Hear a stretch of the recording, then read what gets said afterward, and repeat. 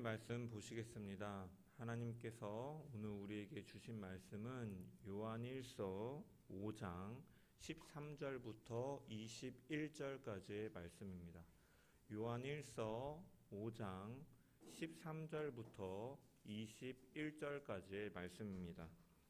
제가 가진 성경 신약 성경 393페이지에 있습니다. 다 찾으신 줄 알고 제가 봉독해 드립니다.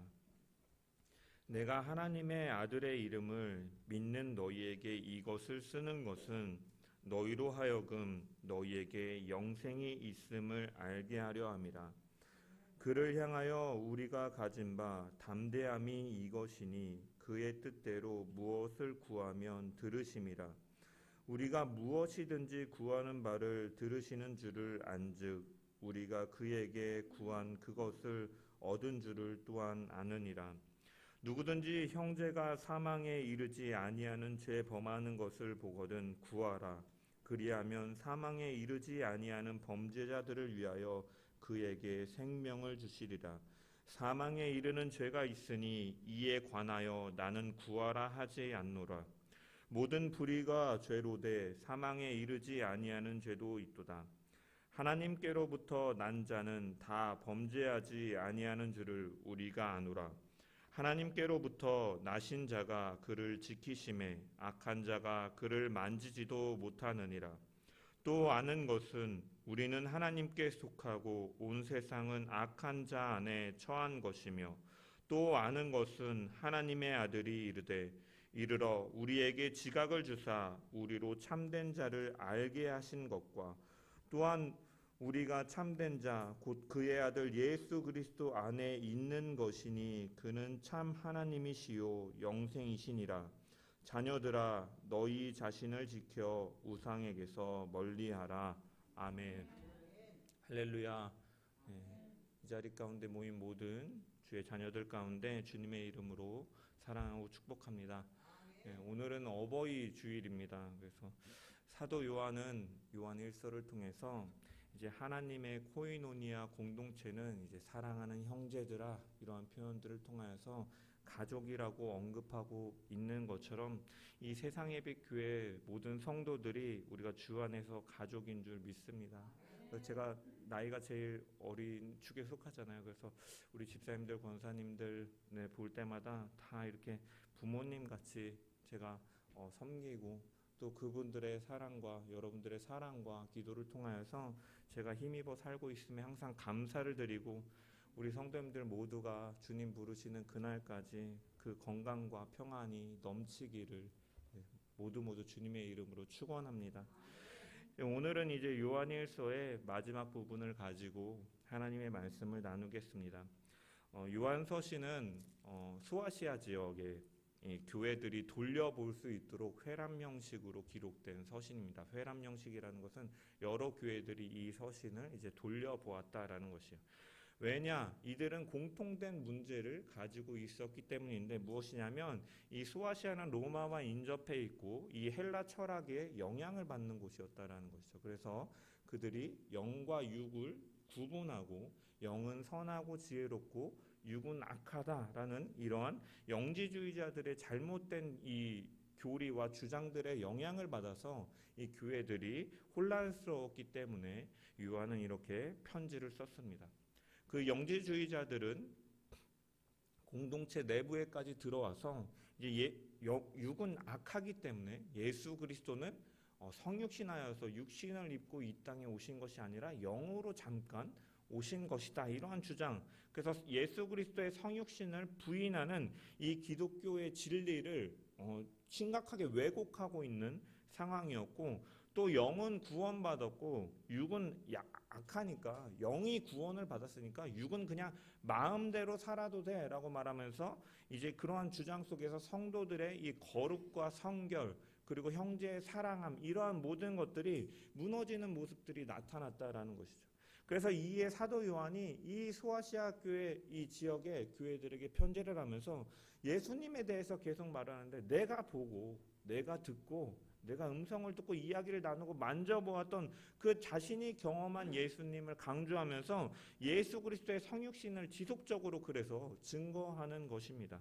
또한 그분은 내가 이렇게 증거하는 것처럼 그가 육신을 입고 이 땅에 오셨기 때문에 그 예수님께서 오신 이 사건은 하나님의 그 영적인 세계와 이 땅의 세계를 연결하는 신비로운 사건이고, 그분을 믿는 자는 이 땅에서도 하나님의 자녀로서 하나님의 영광을 드러내면서 살아야 된다라는 것을 권면하였다라는 것이요. 그리고 그 영광을 드러내는 가장 중요한 모습이 바로 코이노니아, 하나님과의 사귐, 형제와의 사귐이다라는 것을 요한은 강조하고 있는 것이고, 이것이 바로 요한 1서의 전체 주제인 것입니다.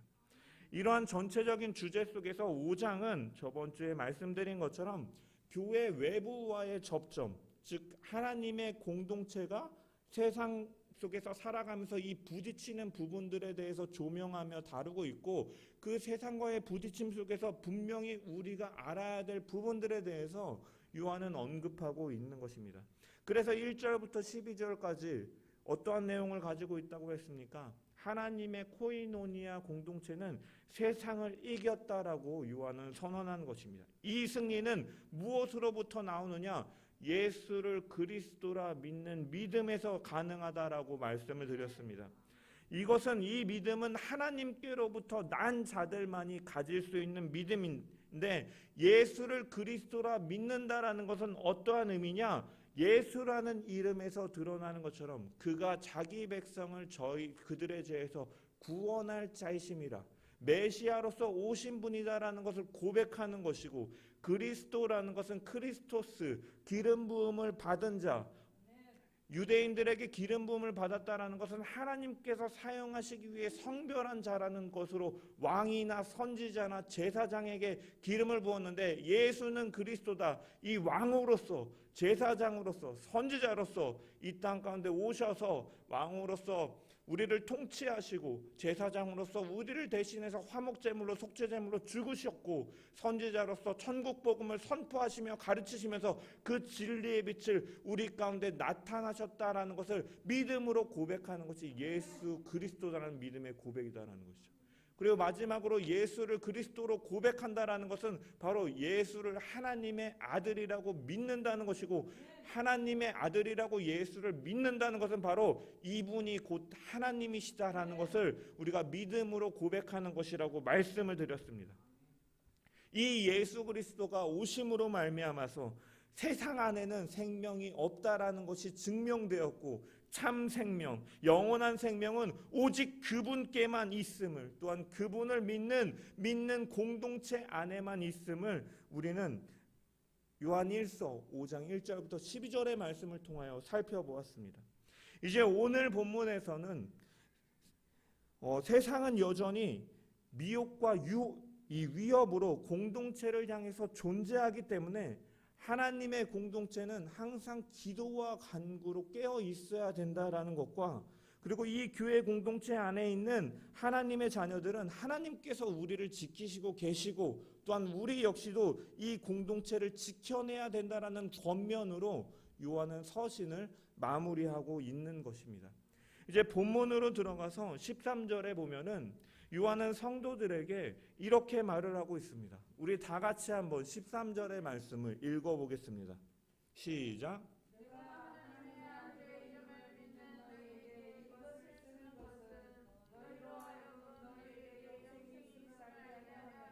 아멘. 내가 너희에게 이것을 쓰는 것은 이라고 하는 말은 이제 전체 서신에 대해서 이제 공식적인 요약, 혹은 끝맺는 말이 시작한다라는 것을 의미하는 것입니다.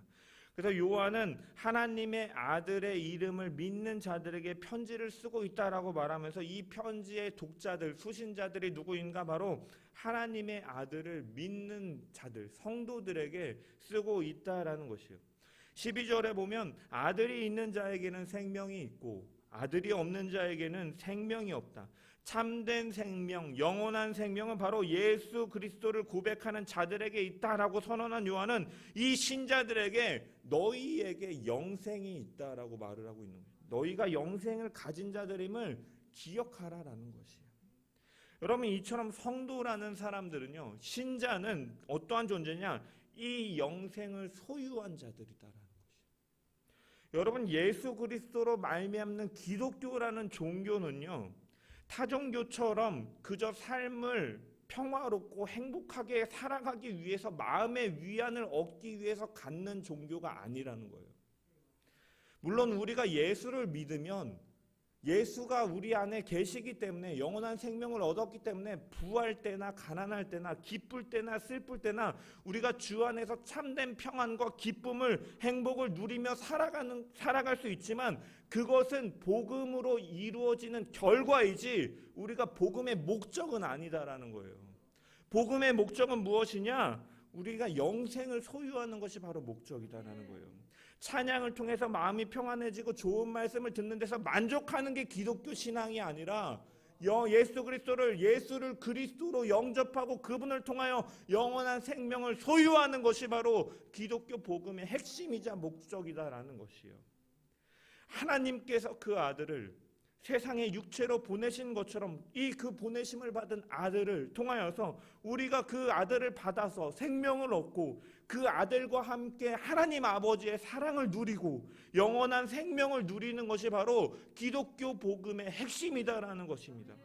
이 요한은 이 영원한 생명, 조엔 아이오니온이라는 헬라어를 사용하는데, 이 영원한 생명이 신자들에게 있다라고 상기시키고 있는 것이에요. 그렇다면 여러분, 영생이라는 것은 무엇입니까? 영생이 무엇이기에 그토록 소중하고 이 복음의 목적이 되냐라는 것이에요. 영생이라는 글자 그대로 의미를 살펴보면 영원한 생명이라는 단어예요. 그래서 영생이라는 단어를 사람들은 보통 두 가지로 생각을 해요.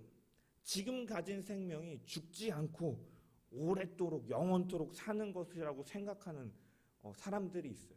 예전에 영생교 교리가 아마 이랬던 것으로 기억하는데, 그런데 여러분, 우리의 몸은 한계가 있습니다. 흙으로 왔으니 너는 흙으로 돌아갈지라. 이 흙으로 돌아가야 되는 것이 하나님의 질서다라는 거예요. 주일날 아침에 제가 연락을 받았어요. 제 동기 목사님 사모님의 아버지 장인 어른이 소천하셨다라고 이렇게 연락이 와서 이제 조문 안내 이런 게 와서 그런 것들을 보면서 이처럼 우리의 인간의 이 육신의 목숨은 유한하다라는 거예요. 흙으로 만들어졌으니까 흙으로 돌아가는 것이 하나님의 질서다라는 거예요. 나중에 예수님께서 부활하신 이후에 신비로운 이 몸을 입고 제자들에게 나타나신 것처럼 몸도 함께 부활하실 것이지만 지금 가진 이 몸은 영원한 것은 아니다라는 사실이에요. 그럼 또 한 가지 영생이라는 것을 사람들은 어떻게 생각하느냐? 우리가 죽은 뒤에 우리 생명이 연장되는 것으로 생각해요. 그래서 사는 동안에 받은 태어날 때 받은 생명을 누리면서 살고, 죽고 난 이후에 영생을 받아서 그 생명이 죽음 너머까지 연장되는 것, 이렇게 두 개로 구분해서 생각해요. 이 땅에서의 삶, 영원한 삶. 그런데 성경에서 말하고 있는 영생의 개념은요, 조금은 달라요. 여러분, 요한복음 5장 24절에 보면 예수님께서 이렇게 말씀하세요. 내 말을 듣고 또 나 보내신 이를 믿는 자는 영생을 얻었다. 영생을 얻었다라고 말해요. 그리고 요한복음 6장 47절에 보면 이렇게 말씀하세요. 진실로 진실로 너희에게 이르노니 믿는 자는 영생을 가졌나니. 이미 가진 것으로 말씀을 하세요. 예수님의 말씀인데 이 가르침의 공통점은 무엇이냐? 우리가 믿는 그 순간 이미 영생은 우리가 얻었다는 것이고, 지금 믿는 자들은 이 영생을 이미 누리고 있다라는 거예요. 여러분, 무슨 개념이냐면, 먼저 이 세상에 삶이 있어요.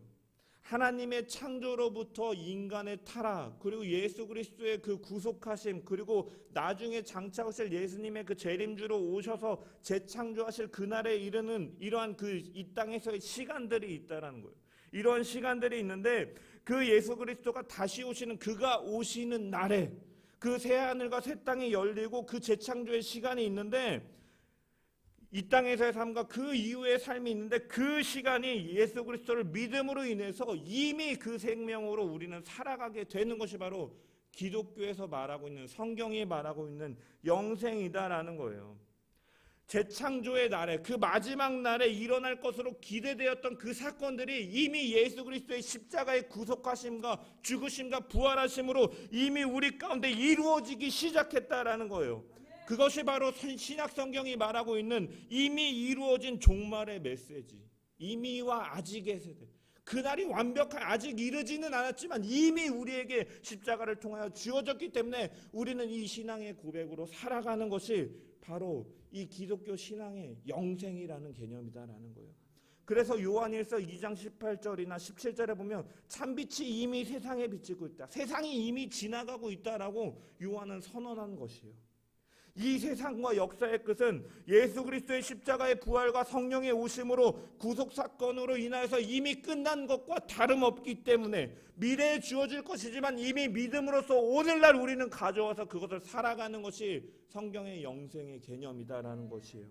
그 구속의 사건을 통해서 그 하늘의 통치, 곧 미래에 올 새하늘과 새 땅의 그 통치가 오늘 우리가 있는 이 자리 가운데서 이미 이루어져 살아가는 것이 바로 영생을 가지고 살아가는 자들의 특징이다라는 거예요.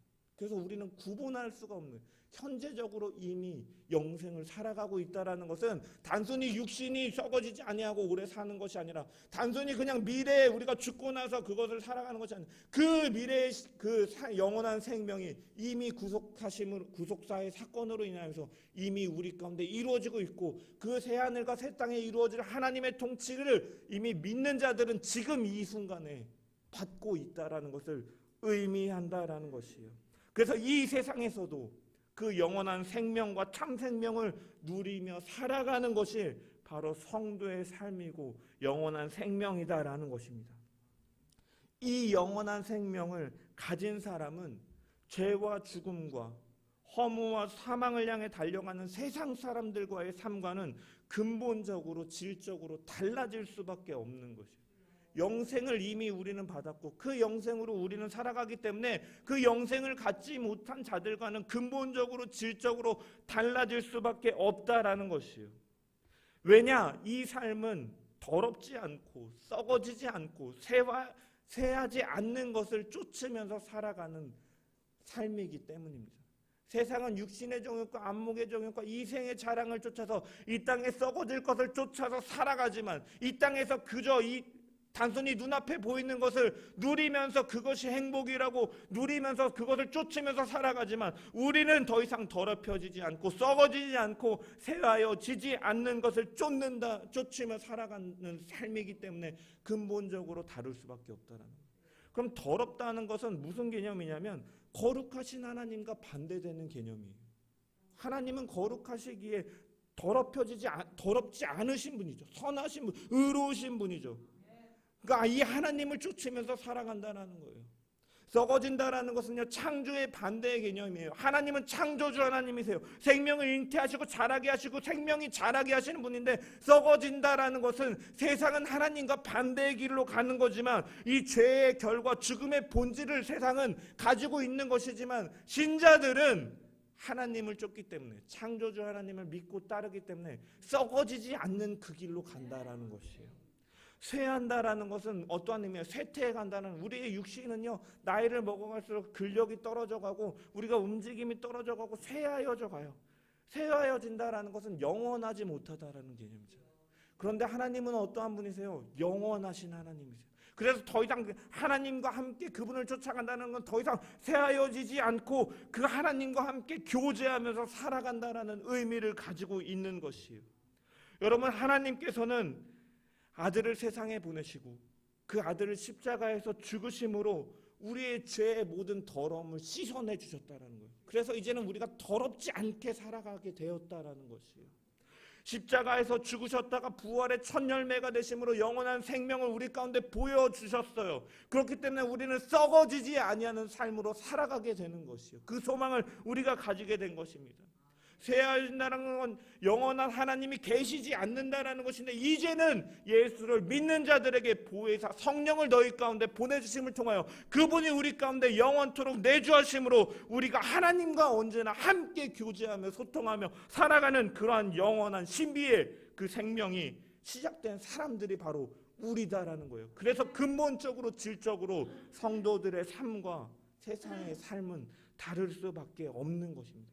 그렇기 때문에 우리는 승리한 자들이다라는 것이요. 그 아들이 승리하셨기 때문에. 그 아들을 받은 자들은 누구냐? 세상을 이긴 자들이다라고 성경은 선언하고 있는 것입니다.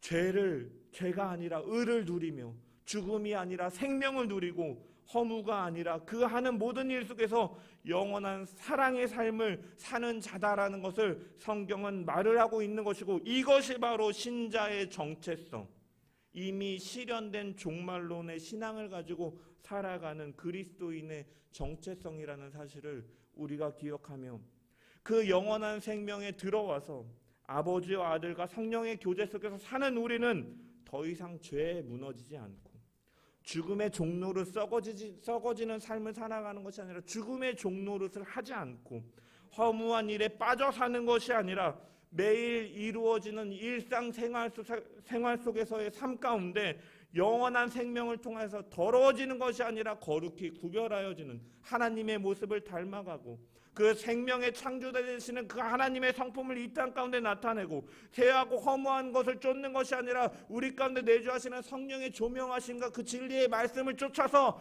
하나님의 그 길을 우리가 걸어가는 하나님의 자녀로서 살아가는 삶이 우리 가운데 주어졌다라는 것을 기억하며, 우리 성도들이 이러한 정체성을 가지고 정말 하나님의 자녀로 이 세상 가운데 살아가는 저와 여러분 되기를 주님의 이름으로 축원합니다. 그렇다면 이 땅에 사는 동안에 우리 그리스도인들은 어떻게 이 영생을 누리면서 살아갈 수 있을까? 요한복음 17장 3절에 보면 이 질문에 대해서 명확한 답을 예수님께서는 해주셨습니다. 영생은 유일하신 참 하나님과 그 보내신 자 예수 그리스도를 아는 것이니라. 여기서 중요한 것은 영생은 예수 그리스도를, 하나님과 예수 그리스도를 아는 것이라, 영생은 아는 것이라고 동일시하고 있다는 것이. 여러분, 본문이 쓰여진 헬라어 이 안다라는 기네스코라는 단어는요, 유대적 표현으로는 깊은 관계를 뜻할 때 사용되어지는 단어예요. 그러니까 영생을 누린다라는 것은요, 그 하나님과의 깊은 관계 속에서 살아가는 아주 특별한 삶을 말하는 것이에요. 특별한 관계 속에서 살아가는 질적으로 전혀 새로운 삶을 말하고 있는 것이에요. 영생은 하나님과 깊은 관계를 가지며 살아가는 것이다라고 바꿔서 말할 수 있다라는 것이에요. 여러분, 이 영생이 우리 가운데 있다라는 거예요. 하나님과 깊은 교제를 누리며 살아가는 것이 성도들이 바로 이 땅 가운데서 영생을 누리며 살아간다라는 것이 되는데, 그럼 이 교제, 이 깊은 교제는 어떻게 이루어지느냐?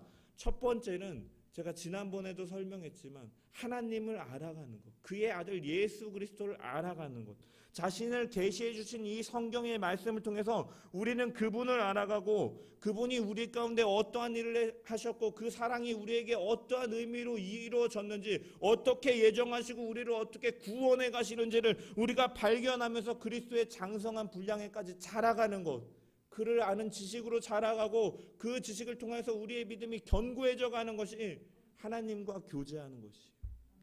그리고 두 번째 나오는 것이 바로 오늘 본문 14절 15절에서 등장하는 기도입니다. 기도.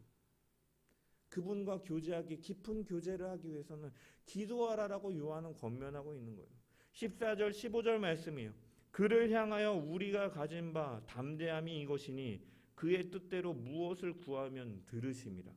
우리가 무엇이든지 구하는 바를 들으시는 줄을 안즉 우리가 그에게 구한 그것을 얻은 줄을 또한 아느니라. 요한일서의 핵심은 코이노니아, 사귐이라고 말씀을 드렸어요. 하나님과의 사귐과 교제, 공동체의 사귐과 교제, 요한은 이것을 우리가 가진 담대함이라고 말하고 있습니다. 여러분, 담대함, 파레시아라는 헬라어인데 막힘없이 소통이 일어나는 사귐을 말하는 것이에요. 막힘없이 소통이 일어나서 자유롭게 말하고 편하게 말하고 정말로 끊임없이 이야기하는 그러한 사귐, 솔직함을 의미하는 단어예요.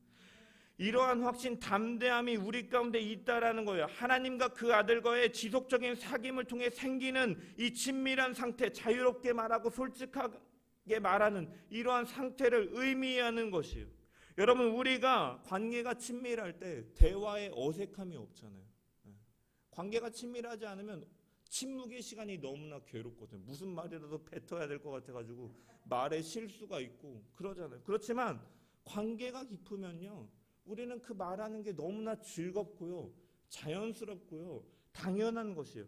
마찬가지로 하나님을 향한 신자의 특권이 어떠한 특권이냐? 바로 그분과의 교제함이 어떠한 것으로 이루어지느냐? 이 기도를 통해서, 기도와 간구를 통해서 이루어진다라는 거예요. 우리가 그분의 뜻대로 무엇을 구하면 하나님께서는 우리의 기도를 들으신다라는 확신, 또한 들으시고 또한 주시는 분이시다라는 것에 대한 확신을 말씀하고 있는 것이에요. 이것이 바로 요한이 우리에게 주어진 담대함이라고 이야기하고 있는 것이에요. 깊은 교제, 하나님과의 교제는 이러한 기도를 통해서 이루어진다라는 것. 히브리서 4장 16절에도 비슷한 말씀이 기록되어 있어요. 그러므로 우리는 긍휼하심을 받고 때를 따라 돕는 은혜를 얻기 위하여 은혜의 보좌 앞에 담대히 나아갈 것이니라. 아멘. 이 담대함은 아무에게나 주어지는 것이 아니다라는 거예요. 우리에게만 주어진 것인데, 우리가 누구냐? 바로 예수 그리스도를 구주로 믿는 그리스도인들에게 주어진 것이고, 우리는 이 기도를 통하여서 하나님과 깊은 교제를 이루면서 갈 수 있다는 거예요. 왜? 예수 그리스도를 통하여서만 하나님께 나아갈 수 있다고 요한복음 14장에 예수님께서 자신을 말씀하셨기 때문에. 그리고 그 14장에 보면 내 이름으로 무엇이든지 내게 구하면 내가 행하리라 예수님께서 약속하고 계시기 때문에 그 확신을 통하여서 담대함으로 주님께 기도하며 구하면서 살아가는 것이 깊은 교제의 삶이다라는 거예요. 왜냐? 기도는 하나님께서 신자들에게만 주시는 특별한 권리, 특별한 대우이기 때문입니다. 그렇다면 우리가 이 기도에 대해서 좀 생각해 볼 필요가 있어요. 기도할 때 아무 것이나 구하면 정말 이 말씀처럼 다 이루어지냐? 그럼 저는 이렇게 기도하고, 하나님 로또 1등 좀 계속 연속으로 한 몇 번 되게 해주세요. 좋은 차도 타보고 싶고 저는 이렇게 기도하고, 그렇지만 들어지지 않잖아요. 이게 무슨 의미냐면, 무엇이든지 원하는 대로 기도하라라는 것은 우리가 하나님과의 그렇게 편한 관계다라는 것을 말하고 있는 거예요. 하나님과 깊은 관계이기 때문에 자녀는요, 맡겨놓은 것도 아닌데 부모에게 가서 아빠 이것 좀 줘, 저것 좀 줘, 저거 사줘, 아빠 이거 해줘, 저거 해줘, 맡겨놓은 것도 없는데 그냥 자연스럽게 나가서 자녀가 부모에게 말하고 있는 것처럼 우리는 하나님과 그런 관계라는 것을 요한은 말을 하고 있는 것이에요. 그래서 아버지와 자녀의 관계라고 할지라도, 또한 무엇이든지 다 구할 수 있는 관계라고 할지라도, 아버지가 자녀에게 주는 데에는 기준이 있는 것이에요. 자녀가 예를 들어서 위험한 칼이라든지 가위를 자기가 갖고 놀겠다고 달라고 하면은 그것을 그냥 선뜻 자녀가 구한다고 무조건 주는 부모는 없다라는 것이에요. 자녀가 아무리 때를 쓴다 하더라도 그 기준이 명확히 있다라는 것이에요. 하나님께 기도할 때도 마찬가지다라는 거예요. 요한일서 5장 13절에 니네가 구하는데 무엇이라고 말씀하시냐면, 그를 향하여 우리가 가진 바 담대함이 이것이니 그의 뜻대로 무엇이든지 구하면, 그의 뜻대로 무엇이든지 구하면, 하나님의 뜻대로 너희가 구하면 그것을 응답하시고 주신다라는 거예요. 여러분, 이사야서 59장에 보면 하나님께서 유다 백성들에게 하신 말씀이 나와요. 여호와의 손이 짧아서 구원하지 못하심도 아니고 귀가 없어서 듣지 못하심도 아니라 오직 너희 죄악이 너희와 너희 하나님 사이를 갈라놓았고 너희 죄가 그의 얼굴을 가리어서 너희에게 듣지 않으시게 함이니라. 유다 백성의 기도를 듣지 않으신 이유는 그들이 하나님의 뜻을 거슬러서 악을 행하였기 때문에 하나님께서 들으시지 않으셨다라는 거예요. 하나님의 뜻에 합하지 아니었다라는 거예요. 여러분, 기도라는 것은요, 이 깊은 교제라는 것은요, 기도는 어떠한 특징을 가지고 있냐면 우리의 뜻을 위해서 하는 게 사실은 기도가 아니라, 기도는 우리를 하나님의 뜻에 맞추게 하는 게 기도예요. 그래서 기도를 한다라는 것은 우리가 하나님의 뜻을 맞춰갈 수 있도록 하나님께서 우리에게 힘을 주시는 것이고, 그것을 통해서 우리가 하나님과 깊은 교제를 이루면서 살아갈 수 있다라는 거예요. 야고보 사도는요, 야고보서 4장의 기도에 대해서 이렇게 말해요. 너희가 얻지 못하면 구하지 아니하기 때문이요, 구하여도 받지 못하면 정욕으로 쓰려고 잘못 구하기 때문이다. 기도의 중요한 것은 하나님의 뜻에 맞는 기도를 드리는 것이 중요하다라고 이 야고보 사도도 이야기하고 있는 것입니다. 사실 우리는요, 이미 조건 없는 하나님의 사랑을 받고 그 사랑 안에서 모든 죄로 인하여 어그러진 문제들이 사랑으로 치유받으며 회복된 사랑으로 이 영원한 생명을 받아서 하나님의 계명을 쫓아 살아가기를 이미 시작한 사람들이다라는 거예요. 그렇다면 그런 참된 성도의 가장 큰 특징이자 바람, 간구해야 될 것, 구해야 될 것, 소원이 무엇이냐라는 거예요. 그를 사랑하는 자는 그가 원하는 것을 가장 바라는 것처럼 우리가 하나님의 사랑을 입었고 영원한 생명을 얻었다면 우리는 이제 내가 최우선적으로 바라고 원하는 것은요, 내가 원하는 것이 아니라 하나님께서 원하시는 것이 이제는 내게 최우선의 가치가 된다라는 것이에요. 그래서 사실은 우리가 하나님과 깊은 교제, 하나님과의 자녀되어 자들의 바람직한 기도의 모습은 그의 뜻에 따라서 구하는 기도가 바로 참된 성도의 큰 소원이다라는 거예요. 그래서 예수님께서도 제자들에게 기도에 대해서 가르쳐 주셨어요. 주기도문이라는 기도 모범을 가르쳐 주셨는데 예수님의 첫 기도 제목이 무엇입니까? 그 간구가 무엇이에요? 하늘에 계신 우리 아버지요, 아버지의 이름이 거룩히 여김을 받으시오며. 성부 하나님을 사랑해서 능동적인 순종의 모습으로 십자가를 지신 예수님의 첫 번째 기도 제목이 무엇이냐? 아버지의 이름이 거룩히 여김을 받기를 원한다. 이것을 기도하고 있다라는 거예요. 진정으로 하나님의 사랑을 받고 그 사랑 안에 거하는 사람의 가장 큰 소원은 오직 하나님의 이름이 열방 가운데 높아져 존귀를 받으시고 그의 뜻이 이루어져서 그의 나라가 이 땅 가운데도 임하고 하나님의 영광이 온 세상에 드러나는 날을 보는 것이 우리의 가장 큰 소원이 되어야 되고 그것을 위하여 우리는 먼저 기도해야 된다라는 것입니다. 기도는 내 욕심과 뜻을 이루는 방법이 아니라 하나님의 뜻에 나를 맞추는 것입니다. 우리는 기도를 통하여 하나님께 초점을 두고 그분 안에 거하며 깊은 교제를 이루며 살아가는 저와 여러분 되기를 소망합니다. 이렇게 강조했다고 해서 여러분 내게 필요한 것을 구하지 말라라고 말씀드리는 것은 아닙니다. 예수님도 주기도문에 보면 먼저 그 나라와 그의 이름과 영광을 위해서 기도하시고 난 이후에 분명히 자녀들이 이 땅 가운데 살아가는 데 필요한 것, 일용할 양식을 우리에게 주옵시고라고 분명히 예수님께서도 그것에 대해서 기도하시고 가르치신 것을 볼 수가 있습니다. 중요한 것은 그 필요가, 우리의 필요가, 이런 모든 것들이 우선이 되고 목적이 될 수는 없다라는 거예요. 기도의 목적은 언제나 하나님의 영광과 그분의 뜻하심이 이 땅 가운데 나타나기를, 드러내기를 소망하면서 하는 것이 바로 기도이고 그것이 깊은 교제의 모습 속에서 나타나는 기도다라는 것을 기억하면서 우리 성도들이 각자의 자리에서 또한 정해진 시간에 기도함을 통하여 내 삶을 더 이상 이제 내 목적과 내 욕심과 내 정욕대로 살아가는 것이 아니라 하나님의 뜻에 맞추어서 그분의 뜻하심을 이 땅 가운데 이루면서 살아가는 저와 여러분 되시기를 주님의 이름으로 축원합니다. 그리고 16절에서 17절에 보면 요한은 또 성도들에게 이렇게 말을 합니다. 공동체를 위해서 기도하라라고 권면하고 있는 것이요. 16절 17절의 말씀을 우리 한번 읽어보겠습니다. 시작.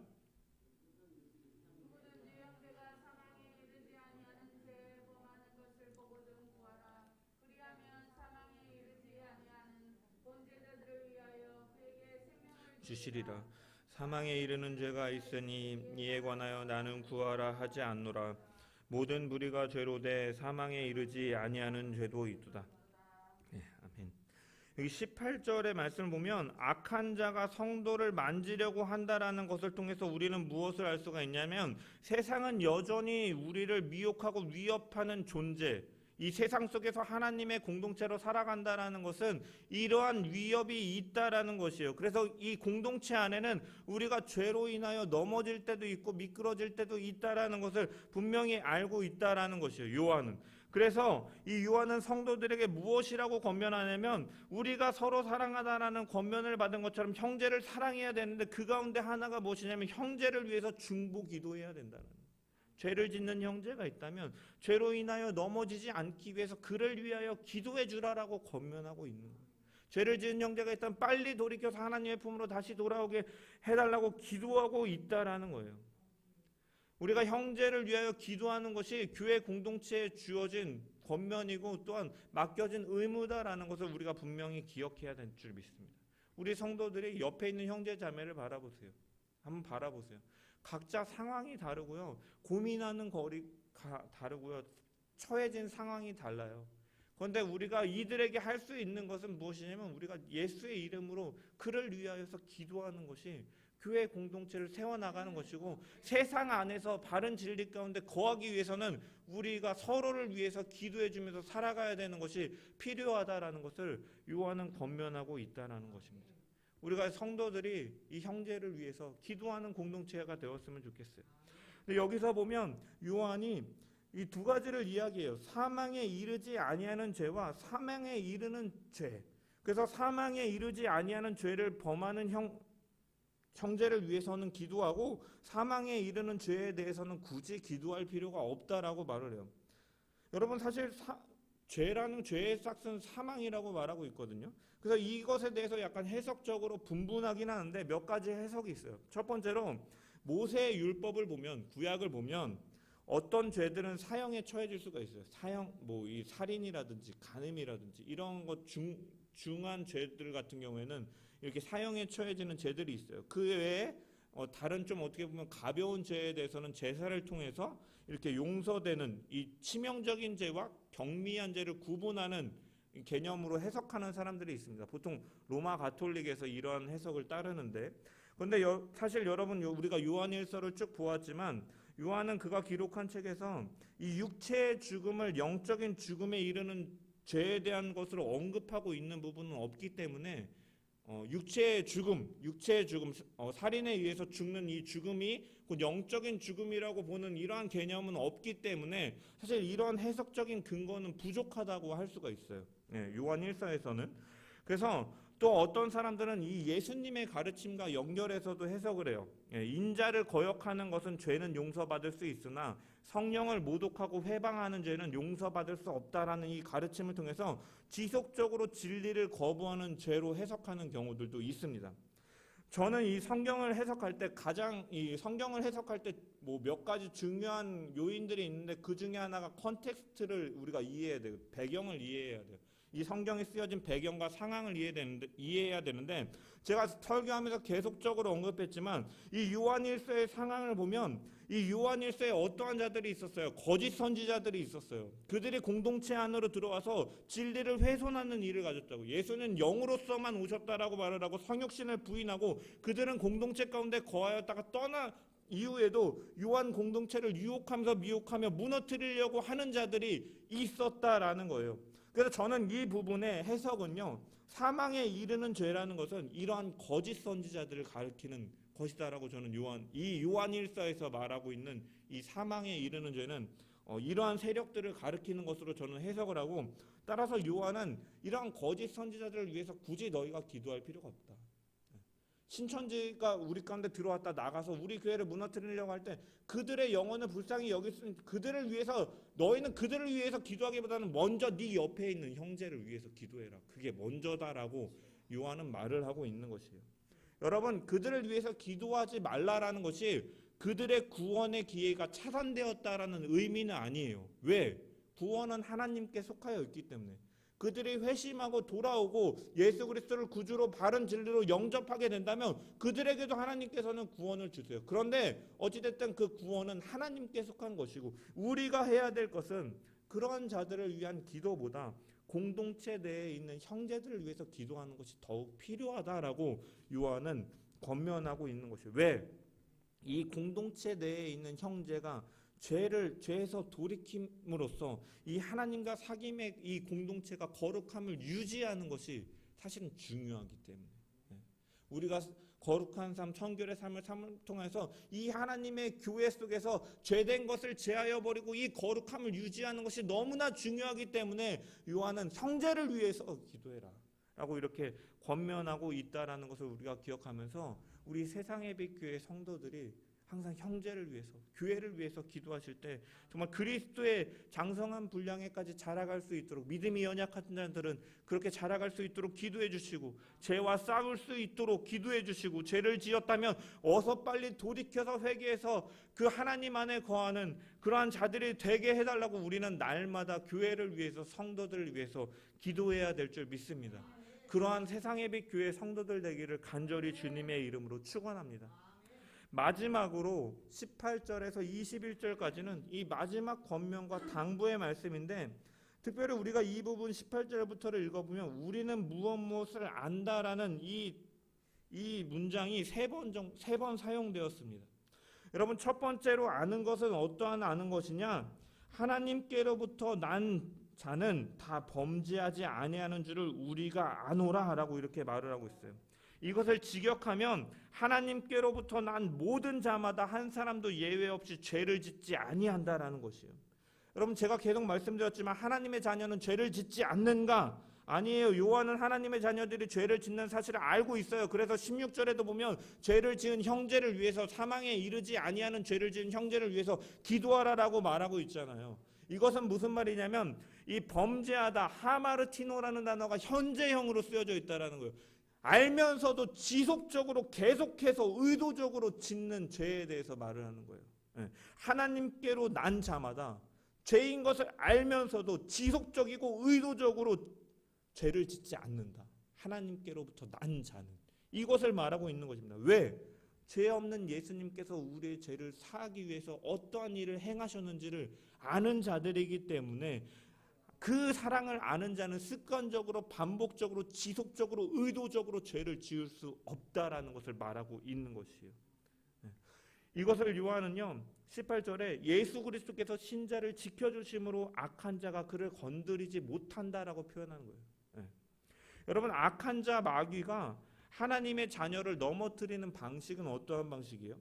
여기 만지지도 못한다, 만진다라는 것을 헵테타이라는 헬라어가 쓰여져 있는데, 단순히 그냥 손을 대는 것 정도가 아니라요, 사실은 막 이렇게 쥐어서 막 흔드는 것을 의미하는 거예요. 막 강제로 막 빼앗거나 탈취하기 위해서 막 힘을 줘가지고 그를 쓰러뜨리려고 하는 이러한 행동을 가리키는 단어입니다.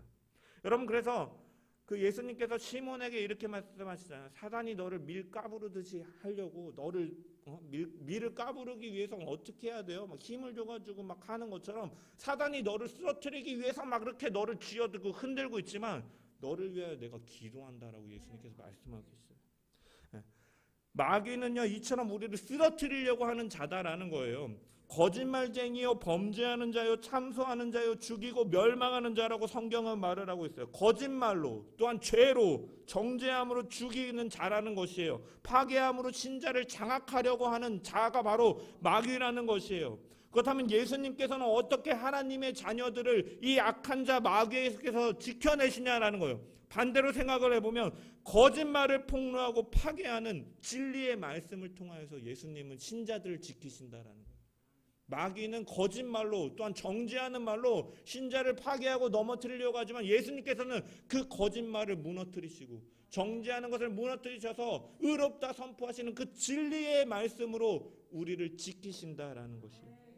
그래서 요한은 사실 요한일서 처음부터 예수 그리스도를 생명의 말씀이다, 진리다라고 사실은 1장에서부터 소개하고 있는 것입니다. 또한 예수 그리스도는 속죄 제물이시면서 마귀가 참소자로 우리를 법정에서, 그 하나님의 법정에서 우리를 고소할 때 우리의 변호인이 되어 주신다라고 성경은 말을 하고 있는 거예요.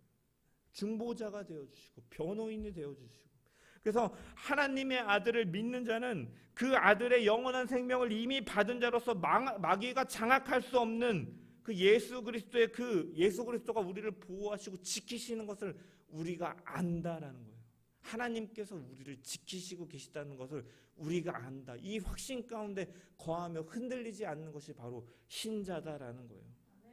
예수님이 십자가에서 죄를 소멸시키시고 그의 부활과 생명 안에서 우리는 참 생명을 얻은 것을 믿기 때문에 더 이상 흔들리지 않는다라는, 그러한 일을 행하신 그 주님을 안다라는 것.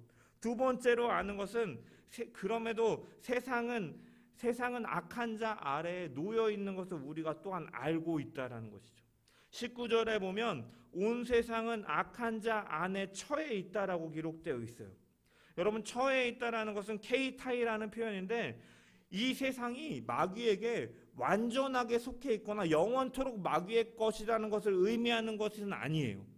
최후 심판 이전까지 일정 시간 동안의 마귀의 권세 아래 처해 있다라는 것을 의미하는 거예요. 완전하고 영원토록 마귀의 것이 아니라 하나님의 심판이 이르기 전에 일시적이고 제한적으로 마귀에게 처해 있다라는 것을 말하고 있는 것이고, 어찌됐든 세상은 일시적이고 제한적이긴 하지만 마귀의 아래 놓여 있다라는 거예요. 그래서 성경은 공중의 권세 잡은 자라고 표현하는 거예요, 마귀를. 왜? 이것은 첫사람 아담이 하나님의 말씀을 저버렸기 때문에 들어온 것이에요.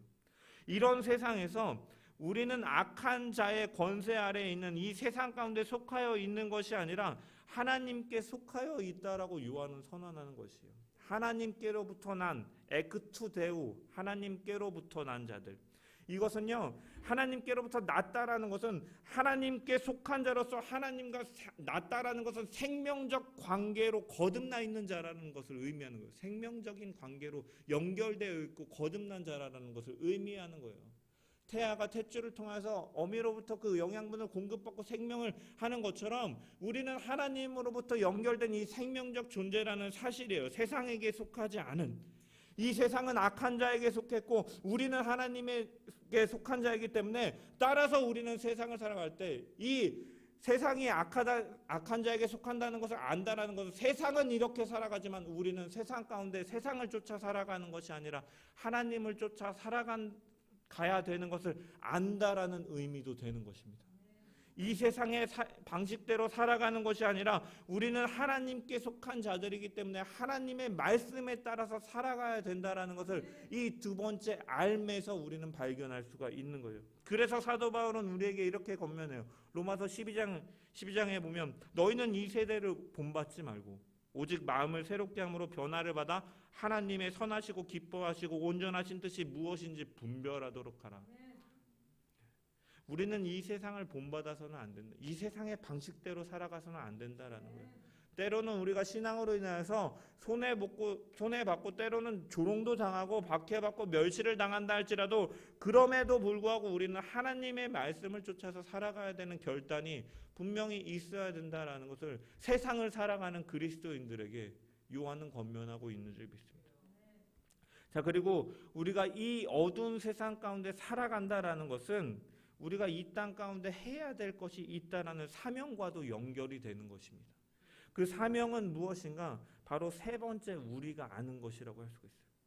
우리는 예수 그리스도를 믿음으로 하나님의 자녀가 되었고 예수 그리스도를 통해서 영생을 얻게 되었다라는 사실이에요. 20절에 이렇게 말씀하고 있어요. 또 아는 것은 하나님의 아들이 이르러 우리에게 지각을 주사 우리로 참된 자를 알게 하신 것과 또한 우리가 참된 자 곧 그의 아들 예수 그리스도 안에 있는 것이니 그는 참 하나님이시요 영생이시라. 우리가 예수 그리스도를 믿음으로 하나님의 자녀가 되었고 영원한 생명을 누리게 되었다라는 것을 우리는 알고 있다라는 거예요. 우리가 아는 이 복음을 우리는 이 어두운 세상 가운데, 정말 진짜 생명은 어디 있느냐? 썩어져가는 세상 가운데 있는 것이 아니라 썩지 아니하는 하나님께서 보내신 이 예수 그리스도로 말미암아 있다라는 것을 우리는 알고 있고 전해야 된다라는 것을 의미하는 거예요. 결국 교회라는 것은요, 세상 속에서 이 내가 받아들인, 내가 알게 된 이 영원한 생명과 하나님의 사랑을 나타내면서 살아가야 된다라는 것이 바로 이 세 번째 아는 것에서 드러나는 것입니다. 하나님의 자녀 안에 있는 생명과 사랑은 반드시 지금 여기 우리가 있는 자리에 나타나야 된다라는 것을 의미하는 것이에요. 그 영원한 생명이 나타날 자리는 하나님의 자녀 한 사람 한 사람이 서 있는 그 세상 한복판의 자리인 것입니다.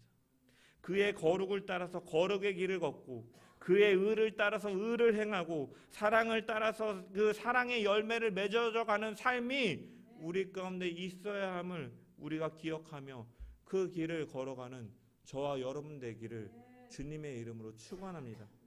말씀을 이제 정리합니다. 조금 오늘은 내용이 많았는데 성도는 영생을 이미 가진 자라는 것이에요.